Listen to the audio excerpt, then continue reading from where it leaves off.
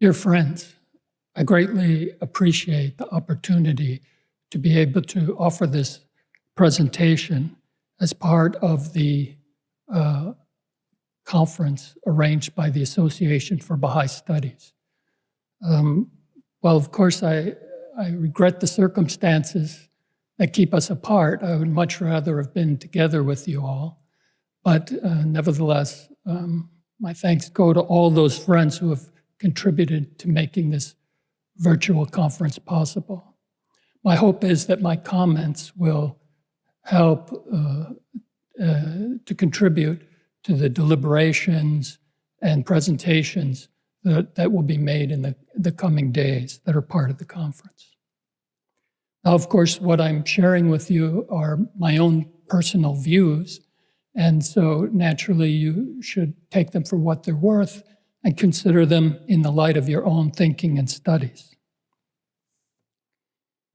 In 1925, a European woman was touring the Middle East when she learned about the Baha'i faith. And so she made an arrangement to learn more about it, and an appointment was made for her to meet with Shoghi Effendi. And later she wrote a book about her travels, and it included this passage about the Baha'is. It said, "They are a lovable and fascinating people, the Baha'is, idealists who have dreamed a dream of peace that passes all understanding, who seek to bring relief to restless, unhappy human hearts, who by cooperation would replace competition and blend all races, religions, nations, and classes into one harmonious whole. A beautiful dream, too, good, it is feared, to come true in our present state of imperfection and atavistic crudity, but a dream that is pleasant to come into contact with, as I did for a couple of hours on a blazing April afternoon." Now, of course, this early account is not the only account that sees the faith as essentially utopian, as Baha'is as good people, but idealists aiming towards something that really isn't quite possible for human beings to obtain.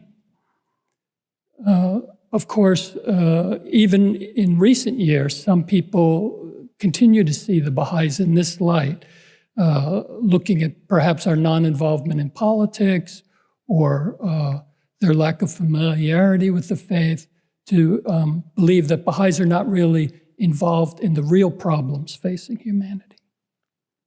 So the question derives from this: how does such a small band of so-called idealists expect to be able to make their dream a reality? How do Baha'is see that they're going to be able to achieve these high hopes? So, of course, it's certainly not through political action. If we call the message of the House of Justice tracing the path to peace, and we see that from the time of Baha'u'llah himself, the world was divided between contending kings and princes. Gradually, these relationships evolved, but led to the First World War. Humanity tried to then again reorganize its affairs, but again laid the seeds of another contest in the Second World War. There, humanity became very close to addressing the fundamental structural problems in society, but again set the stage for the Cold War, and then the search for a new world order. But then after that, again, things disintegrated with terrorism and other conflicts. And again, more than 100 years later, we see ourselves facing a contest between great powers. So political solutions by themselves don't seem to be able to resolve the issue. Whatever steps forward that are progressive, they're met by other steps which continue to disrupt the balance of the world. It's also not a question of mere personal behavior.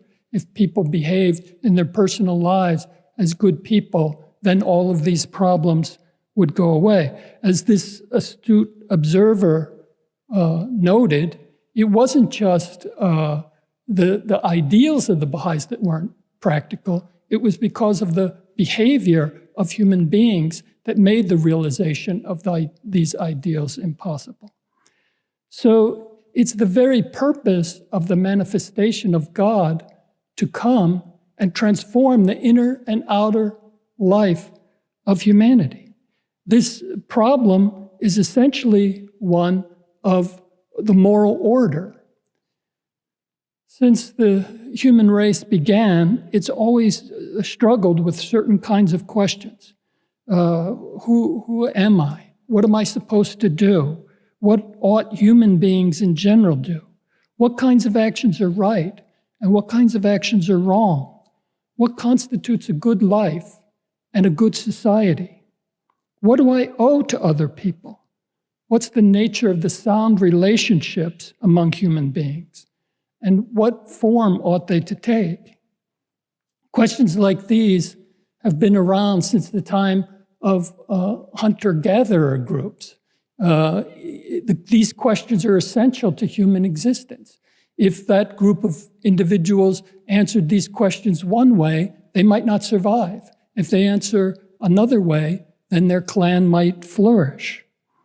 So the nature of religion is this business of addressing the heart of these questions, which is an insight into the nature of the moral order and of morality, how human beings ought to live their lives to find meaning and to achieve their purpose. So in a sense, this is the most pressing challenge of our current age as well. If we look at the headlines around us, we see the breakdown in the fabric of the existing order. This, of course, Shoghi Effendi defined as the disintegration of the old world order. The light of religion is extinguished. Human beings don't know where to turn, what direction to turn in. Various ideologies are substituted for what used to be the divine teachings and the moral order. As people lose their sense of identity and they begin to group themselves according to different groups, and then each group assigns itself its own moral criteria. Human beings are divided. Essentially, one thinker described it as a division into moral tribes. So people are dividing themselves in various forms of us and them. And there's a certain set of rules and behavior for us, and then another set of rules and behavior for them. And we have to treat ourselves a certain way, but we can treat them in a very different way. So if we look at the existing world, we see it's as if it's like a mosaic, a beautiful mosaic of glass that's been shattered and broken into different pieces. And humanity can't quite figure out how to put these pieces back together. So what I'm going to address is what Baha'u'llah has said about these various questions and how it frames the approach of what Baha'is are doing in order to resolve these different issues. Now, this is a little bit of a different perspective of the way that we usually think about our work. But I think that looked at from this different perspective, particularly at this important moment where we stand between one concluding series of plans, the beginning of another, the close of the first century of the formative age, and the beginning of a new century. And what the House of Justice referred to in its message in past November, that this is a time, a year of profound reflection. Reflection on the life of Abdu'l-Baha, on the strength of the covenant, of which he was the center, and of the challenges that we've met in the past and the challenges that we have to meet in the future. So I want to just take these brief moments with you to step back and consider the fundamental nature of the enterprise in which we're engaged. Now, human beings have looked at these questions of morality and the moral order, as I said, for as long as human beings have existed. For tens of thousands of years, they've looked to religion as a source of insight. And of course, religion has helped humanity unite itself, but then and lift itself to a higher stage in social evolution. But then after a time, of course, there's human ideas creep in, and the power of religion is displaced when people become divided over human ideas. Another source of insight over thousands of years has been the area of philosophy, where people have used the power of the mind to try to understand the nature of moral questions. And so there have been certain deep insights into aspects of the moral order, the nature of virtue ethics, or deontology, which addresses universal rules and principles of what's right and what's wrong, or areas of philosophy like consequentialism that looks at good outcomes and that lead to the well-being of the human race. But also intermixed with these positive ideas have been various problematic ideas as well, ideas that haven't contributed to this same framework, even to the point of like in the question of emotivism, where the very nature of morality is questioned, where it seems as if what we call morality and right and wrong and good and well-being is just an expression of individual human desire. Finally, in more recent years, different fields of social science, psychology, sociology, evolutionary biology, neuroscience, have tried to look at the human being in a scientific way to understand the nature of the human being and what makes the human being flourish. So again, certain very good insights have come, the appreciation of human moral development, aspects of human reasoning, things that contribute to good character, and so on, have been drawn from this. But also there have been its own limitations as well, not an inability to really fully appreciate human consciousness, and also certain conclusions that have left human beings questioning whether human beings even have a free will or consciousness at all. So each of these instruments that have contributed to thought about the moral order have had positive contributions, but also negative results as well. And so it's left human beings without any clear sense of what this reliable moral framework is, and something that could unite people around it. So what then insights can we draw from this? What is morality on the basis of these various contributions? Well, of course, there's different ideas about that. Morality is virtue, it's right and wrong, it's what's good, it's a social contract, it's what leads to human happiness, it's about good character or habit or whatever.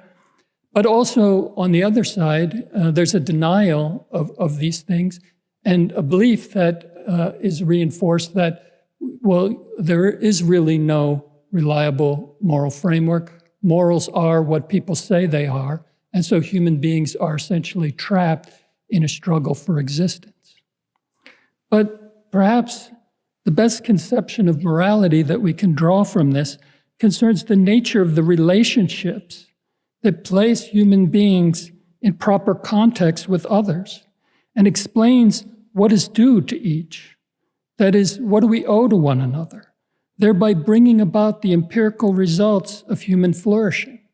What's good, what's right, what's just, resulting in peace, unity, prosperity, a meaningful life, and the common good in the form of an ever-advancing civilization. So, and I'd like to turn to what Baha'u'llah has said about these things, to get his perspective on this question of morality and the moral order, particularly at this time of the coming of age of the human race.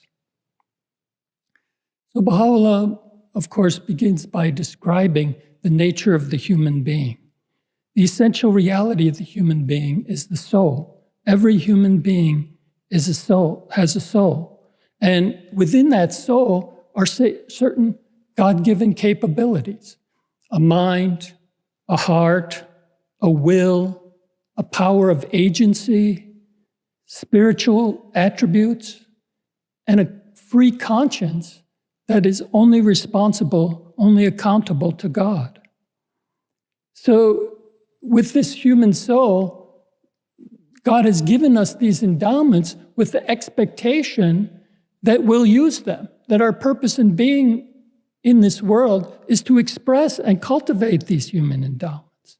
So the fact that every human being possesses the soul establishes the essential oneness of human beings, that we all have this divine endowment. We're all one. Of course, this oneness has to express itself in unity and diversity. It's not that there will be uniformity because our essential reality is one.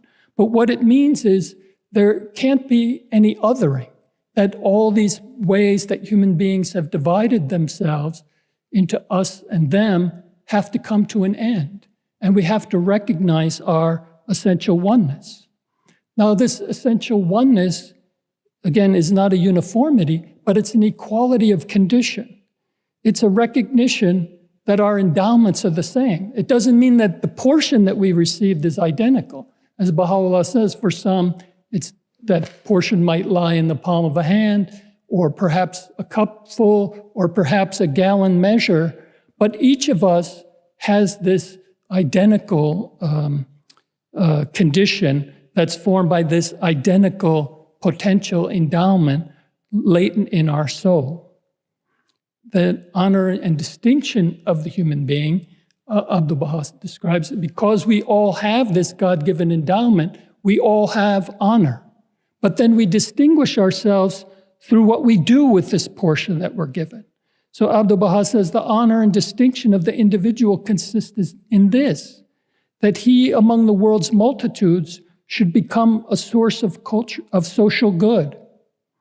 And this is man's uttermost wretchedness, that he should live inert, apathetic, dull, involved only with his base appetites.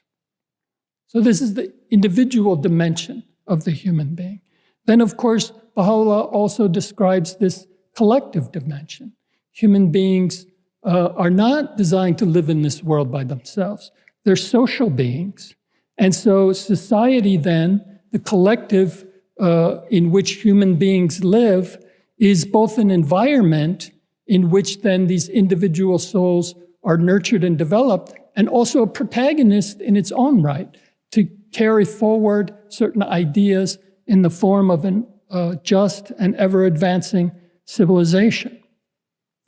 And in a certain sense, the fact that we recognize that every human being has a soul and an equal endowment, and that we are all fundamentally one, implies, implicit in that, is the idea then that the social order has to be organized in a way so that every human being can give expression to these potentialities. We can't organize the social world where some people have a chance to develop their mind, to express their agency, to live their life, while other people are exploited and denied these opportunities. Or while some are subjects, others become the objects where through oppression and other means, their potentialities are taken away or exploited for the benefit of others. So the society then, in order to have a just society, it has to be structured so that each individual within it can express these potentials. Each human soul born into this world is a trust of the society as a whole. Now, another factor is Baha'u'llah describes the kind of historical story of which we're a part. So we know this as the concept of progressive revelation, that throughout human history, God has sent a divine educator, And the purpose, again, is to transform the individual, the inner and outer life of the human being. So both individual and the collective. And then humanity progresses through a series of stages then in order to be able to bring to full expression these potential that God has placed within us. Abdu'l-Baha explains that the nature of what the manifestation brings is not just the arbitrary teachings, like the arbitrary opinion of God or the arbitrary opinion of the manifestation. He says the laws of God are not imposition of will or of power or pleasure, but the resolutions of truth, of reason, and justice. So he describes the teachings as the standard of true morality, because the manifestation of God can see the reality of human nature and can read the reality of the social world, and can see then what the potentialities of the human being are at the beginning of the dispensation, and provides then the healing remedy, the divine prescription of the teachings to take humanity to the next stage of its development. And because this is grounded in the reality of human nature and in the reality of the material and social world, then the implications of these teachings are the same for the entire human race. They're not just intended for Baha'is themselves. So just as the manifestation of God then has this twofold purpose of transforming the inner and outer life of humanity, then every human being has also a twofold moral purpose to develop and cultivate their own inner life, but then also to contribute to the shaping of the social order. So it's as if with this divine endowment, our life is about the cultivation of the expression of these potentialities. And so we live out the story of our life in a coherent way, as if we were kind of like a moral artist weaving the tapestry of our own moral life. And then at the same time, we're an active social agent who's contributing to the advancement of society as a whole. Now, all of these laws, exhortations, principles, and methods that are bound up in Baha'u'llah's teachings, this standard of true morality, are an effort by Baha'u'llah to try to redefine the nature of these relationships among all of these component parts. So describing what we owe to one another and how we should organize ourselves so justice is expressed. So you think about the range of relationships that Baha'u'llah describes, the relationship between God and the human being, the relationship of ourselves with Baha'u'llah and his covenant, our relationship with our own selves, our relationship with other human beings, the relationship among human beings and among individuals and groups of human beings, or groups or as society is organized, the individual's relationship to the institutions of society and so on, and even the relationship of humanity to the material world. The teachings govern all of these things, and we have to figure out how to bring all of these elements into their proper relationship. It's like the idea of an electromagnet. You have a power source, you have a wire, you have a piece of metal, and when all of these relationships are properly organized, then you have an electromagnet that exerts a certain power. And that power has an influence, an electromagnetic field is created, and it has an influence on the reality around it. So if our relationships are in their proper order, then this power flows through us as well, and we could begin to have effect not only in our own lives, but also in the lives of others and in the relationship of the wider society. Now, Baha'u'llah's conception transcends all these other ways of thinking about the reality. It draws certain, well, it doesn't draw from them, but it contains within them some of those insights, the highest insights that have come from these various forms, but obviously he puts it in a different way. And so his standard opposes then this idea of the struggle for existence and other philosophies and ideologies that put certain things above the idea of human flourishing itself. Finally, Baha'u'llah's teachings present a fundamental moral challenge. That is the end of evil in the world. In this world, it's inherent that there be suffering, because that's the nature of the material world. The purpose of that suffering is to awaken us to other qualities, to joy, to being able to work together to overcome suffering. But evil exists in the world as a result of human action. Baha'u'llah said, every good thing is of God, and every evil thing is from yourselves. And he also writes, for were men to abide by and observe the divine teachings, every trace of evil would be banished from the face of the earth. If we reconfigure these relationships, then the human world would be a different world. Now, up to this point, I've been talking about morality and the moral order. But of course, it shouldn't be mistaken that what I'm doing here is reducing Baha'u'llah's teachings to, in some way, to just mere moral aspects of human life. In fact, Baha'u'llah himself addresses this question.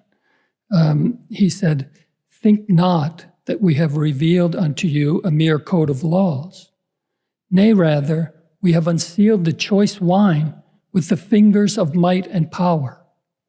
This choice wine, of course, is his revelation, which gives us insights into reality that is not immediately apparent to us. But their morality, changing the moral order and affecting these relationships, is the essence of religion. But morality cannot be separated from spirituality and spiritual forces. So in a Pilgrim's Note, Abdu'l-Baha draws a distinction between the moral life and the spiritual life. He was reported to have said, moral life consists in the government of oneself. Immortality is government of a human soul by the divine will. So the best human beings can do for themselves is to create some kind of framework of moral framework that contributes to human well-being and a good life and a good society. But in a certain sense, then, that's human beings through their own powers, their own limited powers, trying to decide what the best order is. Whereas this divine standard of morality is governance by the divine will. So there's an intimate connection then with our spiritual reality, these twin duties that Baha'u'llah describes. So out of our recognition of the manifestation of God, we become a new creation. We're spiritually quickened, and we move from a rational soul to a soul born of the spirit of faith. We have a conviction in a spiritual reality that we didn't have before. And this conviction then drives our action. It drives then our behavior, where we obey every one of his ordinances for love of his beauty.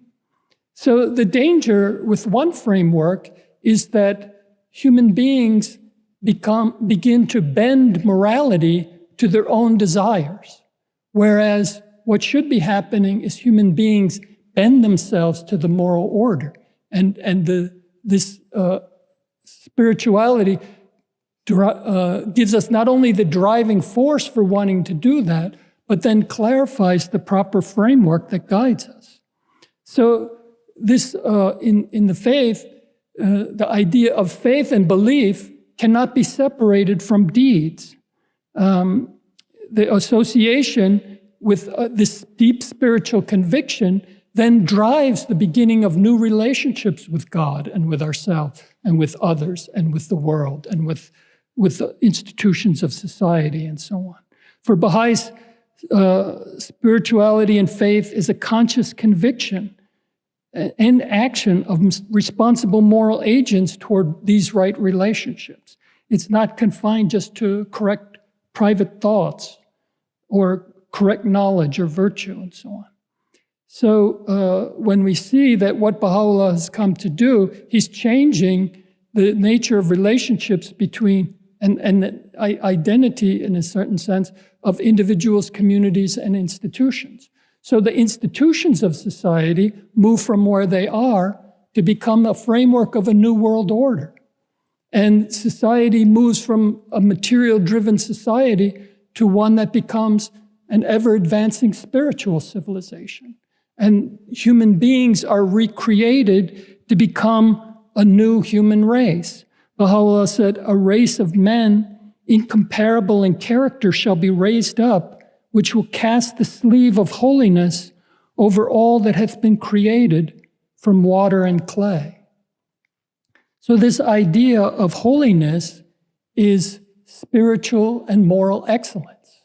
And so when we become this new creation, we're able to cast this sleeve of holiness, of spiritual and moral excellence over the created world.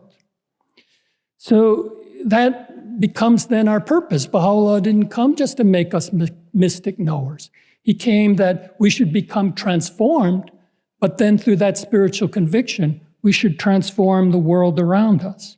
So then social action, involvement in the discourses of society, these are not mere good deeds, not some secondary activities in which we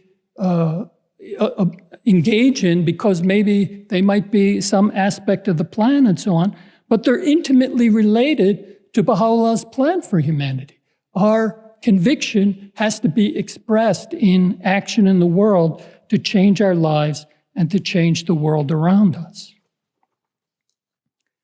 Now, Baha'u'llah has given us a number of different instruments to help us, a number of gifts that help us along our path. The first, of course, is his revelation.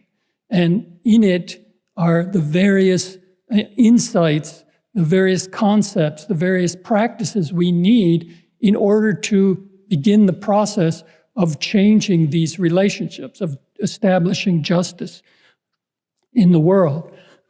Of course, unfortunately, we have limited time, but I'll just mention a few of these, which hopefully will stimulate your own investigation into it. One, of course, is Baha'u'llah's statements about the importance of truth and the nature of the independent investigation of reality. We don't just take what others say. We don't just reflect the ideas of others, but we have to investigate reality and understand it. And this independent investigation, seeking out the truth, one thing is to recognize that truth exists, and then we have to find it. But then that immediately pushes aside the idea of ideology, where there's certain beliefs in certain ideas, and then these ideas are packaged in a certain way in society, so they become more important than human flourishing itself. So if human beings have to be sacrificed for these ideas, then what does it matter? Or people feel like these truth doesn't exist at all, and that all that exists is a contest for power. And whoever has that power, then they decide how things ought to be, and so on. Another aspect of Baha'u'llah's teachings is this concept of love, this divine love, which he says conquers the citadels of human hearts and binds together people in these proper relationships.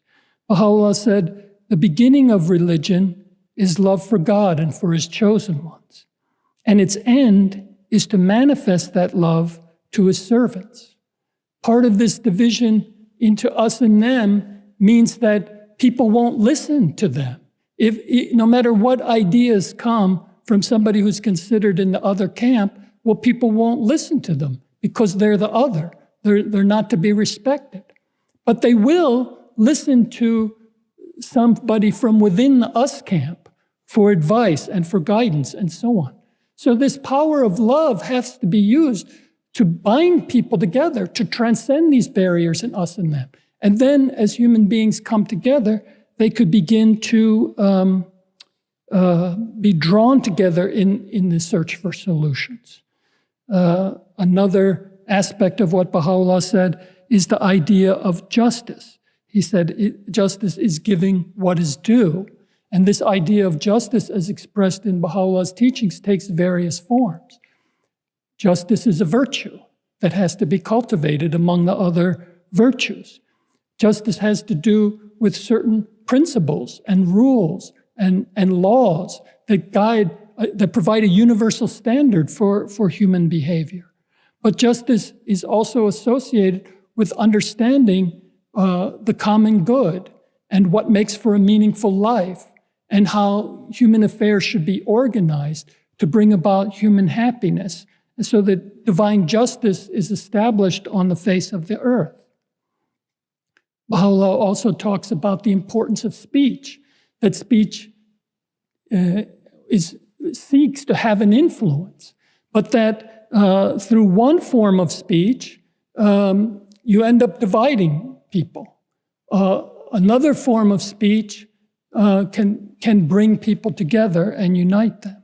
And so he also gives consultation as a method for how humanity can exchange different views. But unlike the past, where argumentation descends into various forms of contest to try to win and insist upon the correctness of your own idea, consultation detaches us from our own ideas and enables us to listen to one another and hear one another and find a way to harmonize our thinking in a unified effort to search for truth.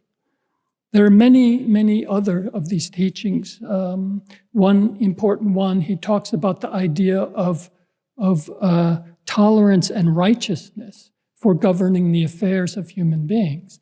And we tend to think of that in terms of tolerance for ourselves and righteousness toward others, when in fact, it has to be the reverse. We need to do what's right, even as we're forbearing with others in their efforts to develop and grow.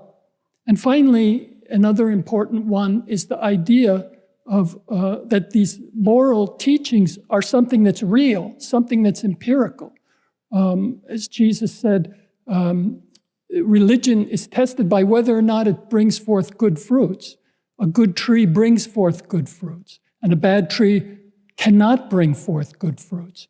And so it's not just a bunch of ideas, religious teachings that become beliefs, that become an ideology, but it's whether you put these teachings into practice, then you can see in reality the change and positive effect on people's lives and on society as a whole. Another tool, gift Baha'u'llah has given us is the idea of his covenant and the administrative order that's the child of that covenant. Abdu'l-Baha explains that it's evident that the axis of the oneness of the world of humanity is the power of the covenant and nothing else. He says, today, the dynamic power of the world of existence is the power of the covenant, which like unto an artery pulsateth in the body of the contingent world.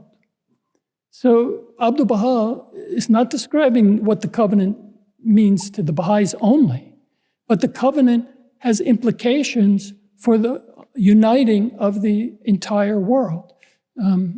As I mentioned, one of the pitfalls of religion is when people lose touch with the divine teachings and begin to insert their own ideas. And all through human history, religion has fallen prey to this imposition of ideas from people who thought they knew better than everybody else.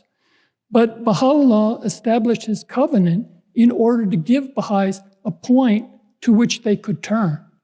And because Baha'is could maintain their unity, then they could play the essential role that they have to play in helping to extend the influence of Baha'u'llah's teachings to the wider society, thus being a framework for the unity of the entire human race.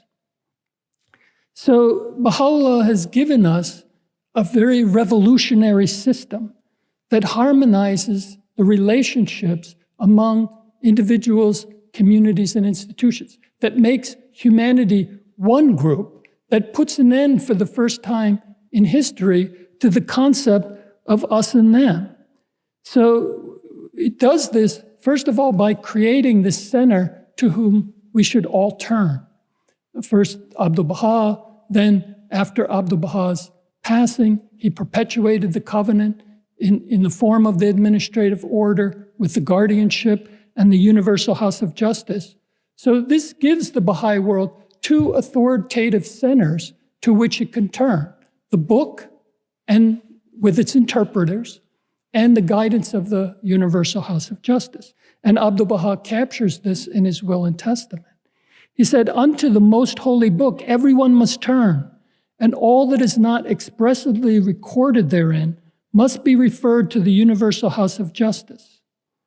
That which this body, whether unanimously or by a majority doth carry, that is verily the truth and purpose of God himself." So Baha'is know where to turn. It's like having a compass that keeps you pointed in the right direction, no matter where you are, no matter what stage of the development of the faith, no matter what challenges. We have this reliable compass that can help keep us pointed in the right direction. So the function of the House of Justice is to legislate, to administer the affairs of the cause, to coordinate the faith's activities, to promote its interests, to execute its laws, and to defend its institutions. It also carries forward certain responsibilities that it shared with the guardian: the continuity of divine authority, the responsibility to safeguard the unity of the followers, to maintain the integrity of the teachings, and also to maintain their flexibility. So we all turn to the book, and if we all understand the book, well, we're all united by its clear and evident guidance. But if at a certain point, we're not sure what the book means, maybe a point is obscure, or a problem arises that causes conflict between the Baha'is, or the book doesn't cover certain things, that's when we turn to the House of Justice. Again, as Abdu'l-Baha said, it is incumbent upon these members to gather in a certain place and deliberate upon all problems which have caused difference, questions that are obscure, and matters that are not expressly recorded in the book. Now, beyond then the House of Justice and the guardianship, the administrative order consists of the institutional arrangements among the Baha'is themselves. So we have a system of electing our institutions. Every Baha'i participates in this process. The individual and the community and the institutions, rather than competing with one another to exert their own rights and prerogatives, they're organized in such a way as to harmonize with one another, and the responsibility of each is essentially to look out for the other one. So when somebody's elected to serve on a local spiritual assembly, the first thing they're told is to forget their own likes and dislikes.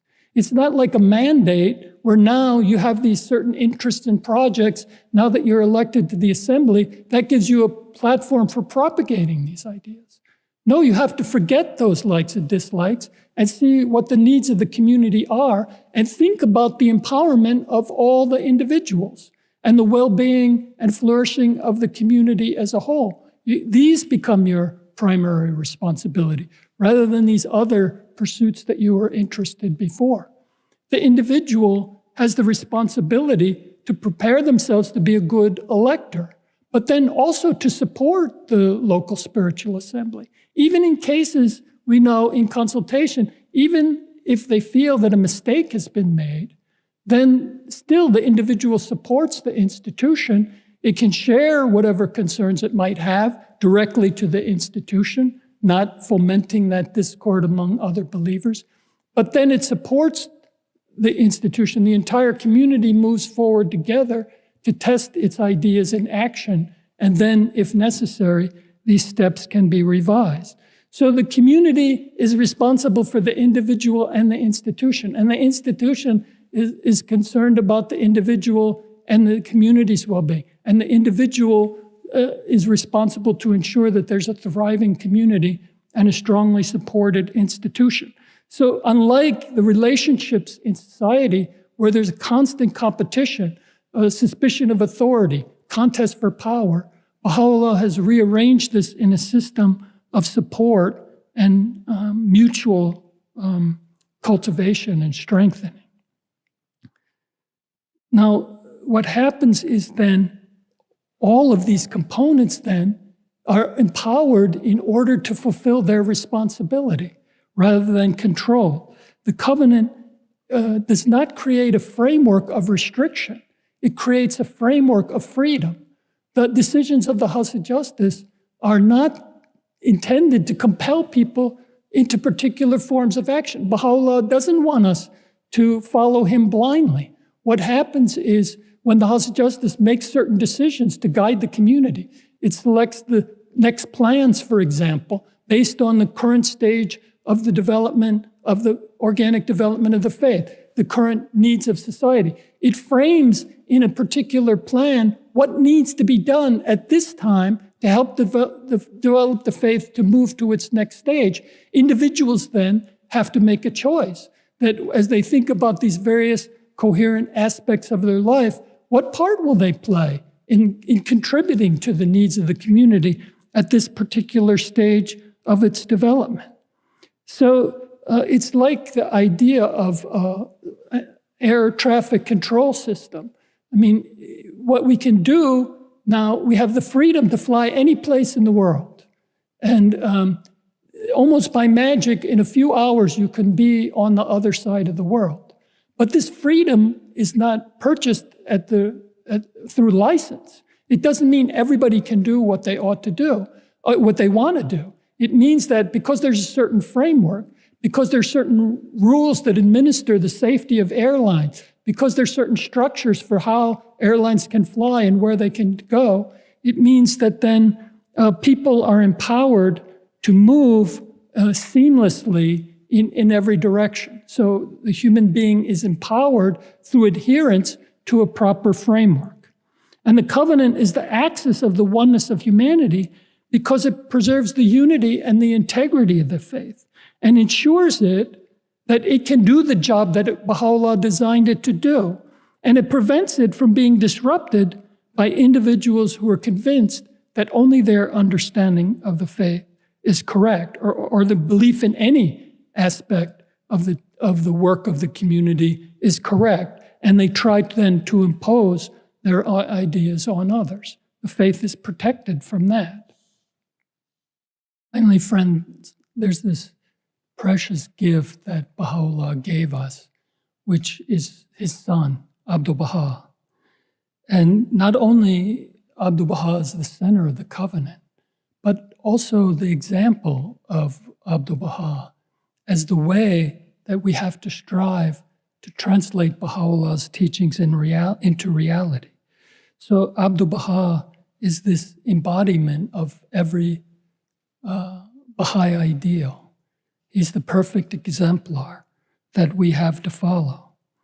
And, often we think in terms of Abdu'l-Baha's example, in certain cases, some vignettes, and how that translates then for how we think, how we ought to behave.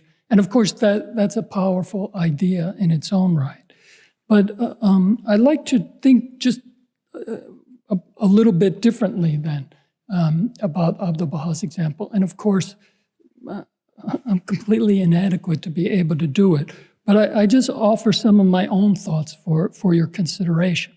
If we think about the example of Abdu'l-Baha in relation to this concept of morality and the moral order, of Abdu'l-Baha as a moral agent, of how he acts in the world to be able to transform it in all of its dimensions to bring it into alignment with Baha'u'llah's expectations for humanity. So, for example, one aspect of this is we can look at Abdu'l-Baha's contribution to the intellectual challenges facing humanity. In one tablet, Baha'u'llah, in thinking about Abdu'l-Baha, wrote, "We pray to God to illumine the world through thy knowledge and wisdom." And then we see these great contributions that Abdu'l-Baha made. His will and testament, which is the charter document of a new world order, his tablets of the divine plan, which is the charter document of the organic growth and development of the faith during this formative period. Other profound documents that he wrote, The Secret of Divine Civilization, which gives us insights into the spiritual and economic development of nations, and also his other addresses, his tablet to The Hague, and the various presentations he made in the West that help us understand peace as something more than an end to war, but peace as the configuration of all these elements and relationships that Baha'u'llah talked about, the advancement of women, the elimination of poverty, education of people, and so on. So these profound insights now are guiding the Baha'i world as we learn how to understand these insights Abdu'l-Baha provided, and then how we try to translate them into action in our own efforts to begin to help mold these relationships of society. Another aspect is the self-identity of Abdu'l-Baha as an example to ourselves. Abdu'l-Baha considered himself the servant of Baha'u'llah, and he wouldn't accept any praise. He was impervious to any kind of blame because he knew who he was and he knew what his mission was, and nothing could sway him from performing the function that he knew he needed to perform. He also called upon the Baha'is to follow him. He said, "Look at me, follow me, be as I am. Take no thought for yourselves or your lives, whether ye eat or whether ye sleep, whether ye are comfortable, whether ye are well or ill, whether ye are with friends or foes, whether you receive praise or blame. For all of these things, you must not care at all." So then what about our identity? Is it as firmly rooted, or is it, are we a little more susceptible to some of these forces blowing us in one direction, how others think about us, how others judge our actions and so on? Or are we able to see ourselves also as servants of Baha'u'llah, citizens of the world order of Baha'u'llah, who have certain responsibilities, and then we walk in those footsteps of the Master, even if people don't understand why we're doing what we're doing. Another aspect, I think, powerful moral example that Abdu'l-Baha is given us is how he has used the power of speech. I mentioned before that this speech is important for unraveling this framework of moral tribes, that people are bound and they're divided and they can't talk and they can't listen. And they escalate a contest for power until they can impose their ideas on this other group. And so there's one group gets the upper hand, imposes its ideas, the other group has to retreat, but then it coalesces and it comes back. So even if that previous group did something good that contributed to moral well-being, this other group gets into power, it changes what it thinks is bad, it brings in what it thinks is good. And so humanity continues to go around in these circles and not be able to resolve its problem. So Abdu'l-Baha used his speech to transcend these divisions of us and them, to call people to a higher way of thinking, to help the person feel that they're one with Abdu'l-Baha, And then he begins to gradually share with them insights based on their capacity to lift them up to a higher level. In one talk, Baha'u'llah was talking about this idea of the power of speech and the example of Abdu'l-Baha. And he said, these again are reported words, "Whatever a person say, hollow and product of vain imaginings and parrot-like repetition of somebody else's views, though it be, one ought to let it pass. One should not engage in disputation leading to and ending with obstinate refusal and hostility, because the other person would consider himself worsted and defeated. One ought to say, right, admitted, but look at the matter in this way, and judge for yourself whether it is true or false. Of course, it should be said with courtesy, with kindness, with consideration. He will agree, because he comes to realize that the purpose has not been to engage in verbal battle and to gain mastery over him. He comes to realize that the purpose has been to impart the word of truth. His eyes and ears are opened. His heart responds. His true nature unfolds. So throughout Baha'u'llah's writings, he talks about the nature of speech. One form of speech is a deadly poison, another a healing remedy. Sometimes it's meat, sometimes it's as mild as milk. And so wisdom has to be used to engage others.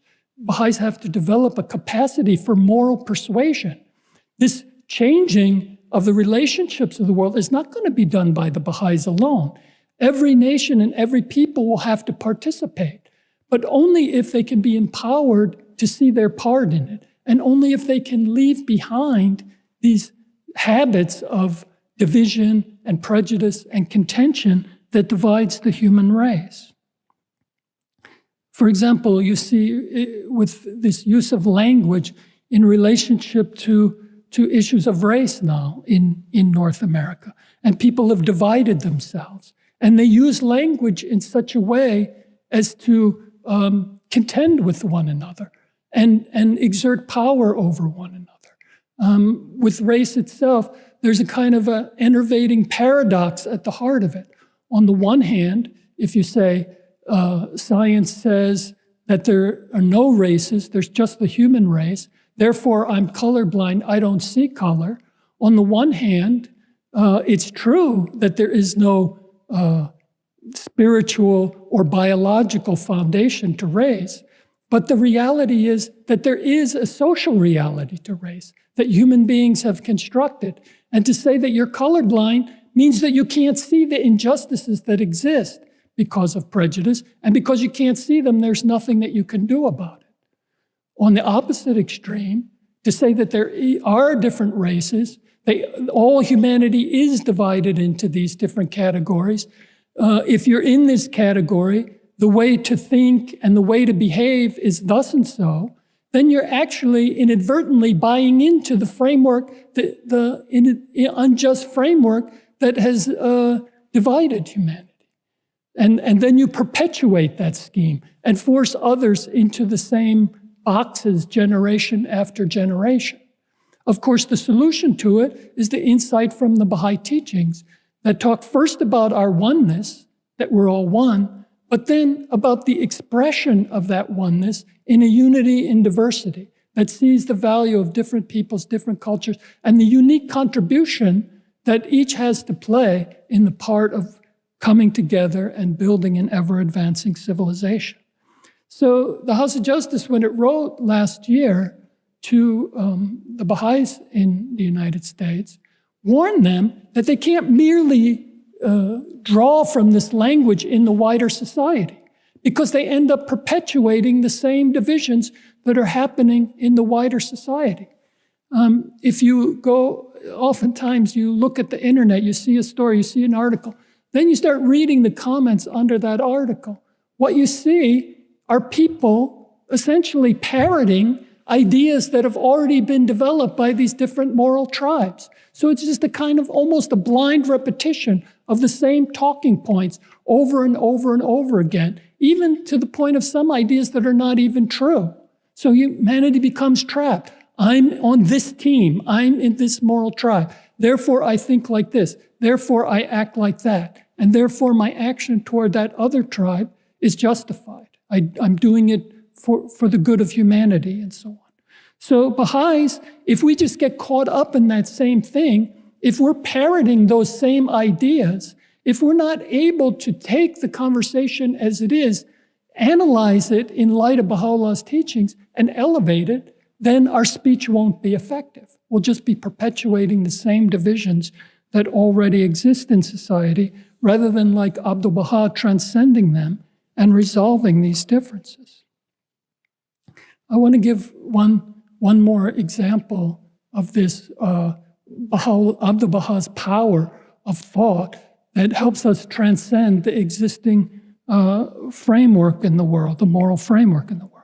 So one thing that plagues humanity today is the extremes of wealth and poverty. And this is one of the principles of Baha'u'llah. Baha'is of an earlier age used to call this the spiritual solution to the economic problem. Because Baha'u'llah didn't come with an economic system. What he came with was a different way of thinking, that once human beings thought about these things differently, then they could find a way to arrange their affairs in a more just way. Today, we have a profoundly unjust economic system. There's all kinds of measures of this. I was just reading something that pointed out that the 1% of the planet, which is approximately 76 million people or so on, to 8 million, somewhere around there, have twice the wealth of 6.9 billion people, which is 90% of the planet. 1% has twice as much as 90%. Another measure of that is the billionaires on the planet, which is about 2,800 people or so. The billionaires of the planet have as much wealth as 4.6 billion people, which is roughly 60% of the people on the planet. So how did this happen? It's not because, well, there's a free market system, and if you just put it into place, this is how it comes out.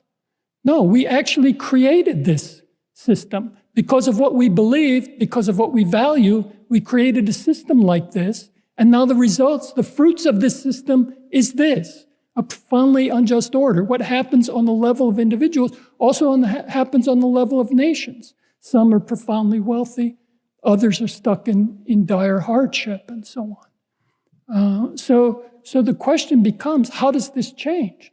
It changes by looking at things from a different way. If we look at every human soul, if we see every soul has to develop these potentialities, then what it means is that the minimum our economic system has to provide, it has to meet the minimum needs of every human being. And then, of course, it has to do that within the capacity of the Earth's resources. So these are like a lower boundary, the minimum needs of every people, and an upper boundary, what the Earth can provide. And our economic system should be somewhere in that range that provides those needs without damaging the planet. Now, Abdu'l-Baha framed issues in this way. Let me just say that Baha'u'llah is not against the idea of wealth. I'm not speaking against the idea of wealth. Baha'u'llah said wealth is needed once spiritual maturity is achieved, because then the person who has the wealth will make the just decisions about what ought to be done with it. What's the proper way? Spiritual progress, Baha'u'llah said, is conditioned on material means. So wealth must be earned in a just way, and it must be distributed in a just way. So Abdu'l-Baha speaks to this. He talks about the idea that the economic order has to provide for the health of everyone, has to provide everyone a home, has to take care of them in their retirement, has to take care of them in their ill health. Now, he doesn't promote a particular economic system. He talks about various approaches. So, for example, if you had a capitalist system, then fine.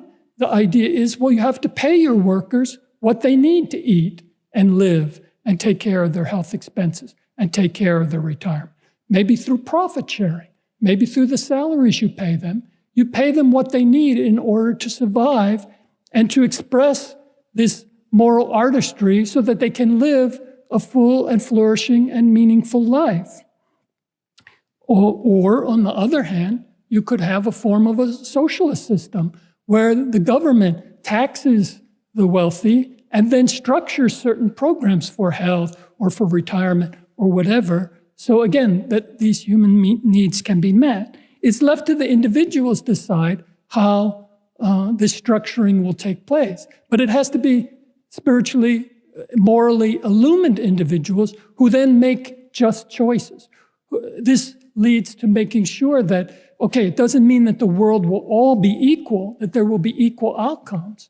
But on the other extreme, it doesn't mean that there will be this kind of pseudo-meritocracy where anybody who accumulates anything, it's done because of their superiority, their hard work, or whatever.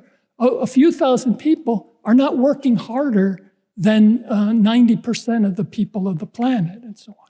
So what we need is to create a system that eliminates these extremes and brings justice to our economic order. The result is a respect for this equality of condition, not one extreme or the other. And it allows everyone then to be able to fulfill their twofold moral purpose. So with this framework then Baha'u'llah gives, and with these instruments, Abdu'l-Baha's example, the covenant and administration and so on, we can then look quickly at the nature of our own efforts that are in the world right now. The current social order is a reflection of the world's moral choices. And the society that Baha'is are trying to create at Baha'u'llah's command and in light of his teachings is going to be a moral achievement. It's going to be created by our thoughts, our discourse, our actions, and the sum of our relationships. By moral, again, I mean this kind of action that's grounded in spiritual conviction, this government of a human soul by the divine will. So the effort of every individual then is to live a coherent life, to cultivate and give expression to all these gifts that are inherent in our soul, to live a life of moral artistry, to create a life that's good, that's purposeful, that's meaningful, that's just in our relationship to others. So Baha'i life is about this spiritual conviction that drives this. So we wake up, imagine, we wake up in the morning and we then go say our prayers. We're cultivating that proper relationship with God. We're cultivating that proper relationship with Baha'u'llah and our covenant. We're praying, we're reading the writings. We're taking ourselves into account. We're exercising that proper relationship over ourselves to make sure that we're in line with the divine will, and that little by little, day by day, we improve that behavior. Then we step out from that chamber and we go out in the world to cast the sleeve of holiness over all that is created with water and clay. So our relationship with other believers, the members of our family, the members of our community, in our neighborhood, on our assembly, in our workplace, in all these spaces we inhabit, we're building these sound relationships, even the proper use of our material things so that we have a proper relationship with the material reality. Collectively, we're meeting the challenges of the faith at this stage of its organic development, and that have to be met in order to fulfill Baha'u'llah's moral intent. So it's like the idea in ecology of a succession of communities. If you burn down a forest and you want to regrow that forest, it doesn't come in one stage. What happens is it begins very simply with some microbes and so on, and fungus or whatever, and then that sets the stage so slightly bigger plants and insects could come that create the stage then for maybe small plants and animals to come and so on. So stage by stage, the mature forest is eventually reestablished. So the Baha'i community is developing in the same way, organically. What happened 100 years ago in 1921 and the efforts that Baha'is put into place then set the stage for the developments that were to come 60 years ago, and then set the stage for the developments that came 25 years ago, and then set the stage for where we stand now and the developments that now need to come after us. In this collective process, we can understand through this moral lens what Baha'u'llah meant by the idea of teaching. As he explains it, if you possess a gift, well then you have an obligation to share that gift with your brother and your sister. So what you do is you're obliged to share it. How can you keep it for yourself? But then you share that gift with your brother or sister, then they have a free conscience. You have to accept whatever response they give. So if they accept it, wonderful. If they don't, they're still your brother or sister. So we still work together. We still harmonize our thoughts in terms of working together for the betterment of the world. So this is the expression of our teaching work now. We're reaching out, but whether somebody accepts or doesn't accept, we're trying to create this space where we can understand what Baha'u'llah said and translate it into action. So one by one, we're expanding the scope of these spaces. In the past, 25 years ago, rarely did we have a community of 100 or more believers. Most were very small. The nature of our reach was very small. Now we see through the recent Rizvan message what we've been able to do by arranging our affairs on a line of clusters. We can establish many parts of the world where the efforts of the Baha'i community reach out to 1,000 or more people, or in some cases, even tens of thousands and so on. So we're learning, whether it's in our community building process, in our work of social and economic development, in our involvement in the discourses of society at different levels, whether they're personal involvement or the collective involvement of Baha'i institutions, we're learning how to create spaces, expand those spaces, and then within those spaces, try to understand what Baha'u'llah said and translate it into action to reframe the relationships among individuals, communities, and institutions, to put them on a new basis, to create justice, to create understanding, to eliminate prejudice, and so on. And as our power and capacity grows, then in the future, we'll be able to even expand those spaces further. And as they multiply, as they become more powerful, as our insights into human problems grow, then we'll start to see this transformation that Baha'u'llah has in mind. We'll begin to resolve human problems. Human beings will become a new creation. Institutions will become a new world order. Society will become a spiritual, ever-advancing civilization. So the plans in which we are engaged are not a narrow thing of core activities and institute courses. They're a broad process where we're learning to master a God-guided, transformative learning process that changes relationships by spiritual and moral truth and power. The world is broken into these moral tribes, and we have to learn how to enter into all those spaces, become one with people, and begin to help to transcend the various divisions of identity and group and moral belief that are dividing the human race. This is not only a process of the fulfillment of all these different areas, it's also an aspect of the intellectual challenge we face as a community. If you think about the challenges of the next 25 years and the instruments like the Association of Baha'i Studies, the Baha'i Journal, the Institute for Studies in Global Prosperity, and so on, where we're trying to cultivate these powers of the individuals to be able to look at and analyze and tackle these human problems at an ever greater level. As we look in the future, we'll have to develop many more Baha'i-inspired agencies. We'll have whole villages where we need to look at this spiritual and material advancement of the people of an entire village and then an entire area. And this becomes an intellectual challenge for every Baha'i to find a piece of it that they can identify, where they can read the reality and translate it into effective action. Now, friends, I want to just briefly conclude my remarks here. The nature of the process we're engaged in is not about formulas and sets of rules. It's about learning what Baha'u'llah said, and then striving to translate it, to put it into reality and action. We're but a small part of the world. The Guardian said we're 11. 11 is a pervading influence.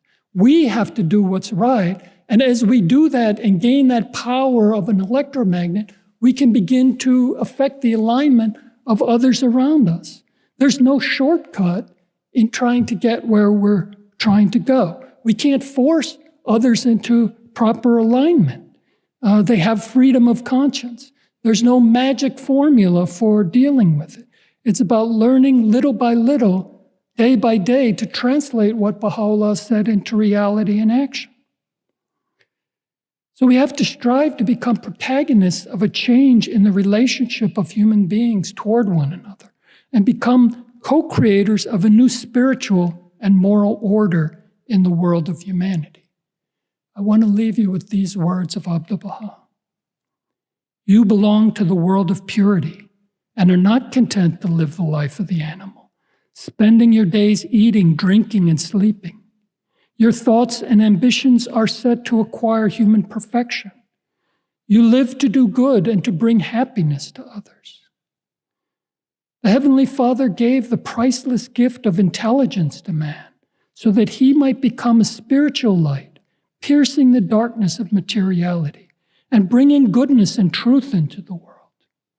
If ye will follow earnestly the teachings of Baha'u'llah, ye shall indeed become the light of the world, the soul for the body of the world, the comfort and help for humanity, and the source of salvation for the whole universe.